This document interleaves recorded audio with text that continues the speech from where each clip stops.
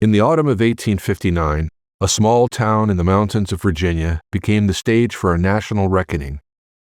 The abolitionist John Brown, who 3 years earlier had led the Pottawatomie Massacre in Kansas, came to Harpers Ferry.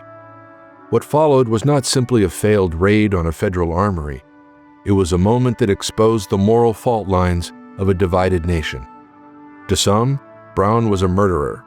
To others, he was a martyr who lost his life for a holy cause.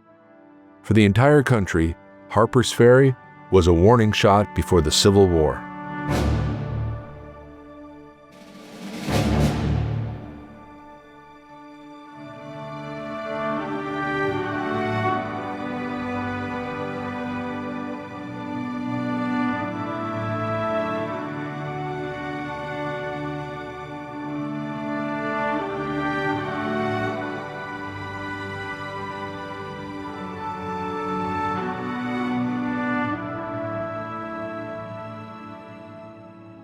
John Brown entered the world in Torrington, Connecticut in 1800.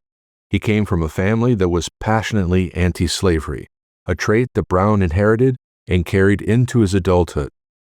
The abolitionist embarked on failed business ventures in the tanning industry and the selling of wool. Brown even declared bankruptcy in 1842. He married twice and fathered 20 children, including 13 by his second wife, Mary Ann Day. Brown traveled the country like a nomad, wandering from one state to the next: Ohio, Massachusetts, New York, Kansas. The one constant in his life was the religious opposition to slavery instilled in him as a child. Brown worked as a conductor on the Underground Railroad, the network of people, routes, and safe houses designed to help slaves escape to freedom. Then, on May 21st of 1856, pro-slavery forces sacked the anti-slavery bastion of Lawrence, Kansas. The next day, South Carolina Democrat Preston Brooks beat Massachusetts Republican Charles Sumner nearly to death with a cane on the floor of the Senate. John Brown was enraged. "Something must be done," he said, "to show these barbarians that we too have rights." On the night of May 24th, 25th, along Pottawatomie Creek in Kansas, Brown and 4 of his sons, plus 3 other comrades, murdered 5 pro-slavery settlers by splitting open their skulls with broadswords. From Kansas, Brown began to imagine a larger plan. He believed that American slaves would rise up in rebellion if given weapons and leadership. His target was Harpers Ferry, Virginia. There, a federal armory held thousands of rifles and muskets. Brown tried to recruit Frederick Douglass to the campaign, but he refused, fearing that attacking the federal post would turn public opinion against the abolition movement. Douglass also sized up Harpers Ferry as a perfect steel trap. At 8 o'clock on the night of October 16, 1859, Brown led 18 men into town, including 5 who were black. He left 3 men to guard the base he had established on a farm across the Potomac in Maryland. The raiders moved quickly, cutting telegraph wires and seizing key buildings. Their attack met little resistance as the armory was only lightly guarded. Brown captured hostages, including a great-grandnephew of George Washington.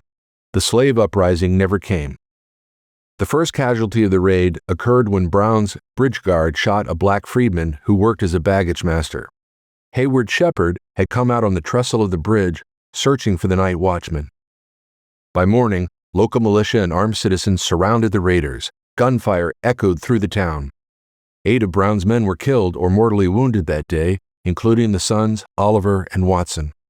7 of the raiders escaped, including a 3rd son, Owen Brown.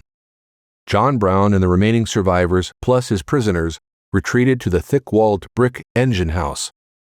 President Buchanan had dispatched United States Marines to end the standoff. That night, a company of Marines, commanded by cavalry officers Robert E. Lee and Jeb Stuart, arrived in Harpers Ferry. The next morning, they stormed the engine house, killing 2 of the raiders and forcing Brown to surrender. In the exchange of fire, 1 Marine was killed. John Brown plus the remaining survivors in his party were captured alive. 2 of the escapees were captured and returned to Charlestown. The state of Virginia quickly put Brown and 6 other raiders on trial for murder, treason, and inciting slave insurrection. The trial was held in Charlestown, Virginia, which, like Harpers Ferry, is now part of West Virginia. John Brown showed no remorse. Found guilty on all 3 charges, all 7 defendants were executed by hanging. On December 2, 1859, John Brown was taken by wagon to the outskirts of Charlestown. Most of the witnesses to his hanging were militia, 1,500 of them assigned there by Virginia Governor Henry A. Wise. Among the forces charged to keep order were cadets from the Virginia Military Institute, accompanied by their professor, Thomas T. Jackson. John Wilkes Booth was there too as a member of the Virginia Greys. In the North, reactions to Brown's raid and execution were divided. Abraham Lincoln remarked on behalf of the Republican Party that while Brown agreed with us in thinking slavery wrong, that cannot excuse violence, bloodshed, and treason. Henry David Thoreau declared John Brown a crucified hero. In the South, the reaction was fear and fury. Southerners believed Brown represented a Northern conspiracy. Georgia Democrat Senator Robert Toombs declared that the South would never permit this federal government to pass into the traitorous hands of the Black Republican Party. Defend yourselves. The enemy is at your door. Wait not to meet him from your hearthstone and drive him from the Temple of Liberty. Just before John Brown boarded the wagon that transported him to his execution, he slipped a note to his jailer, John Avis. The statement read, "I, John Brown, am now quite certain that the crimes of this guilty land will never be purged away, but with blood."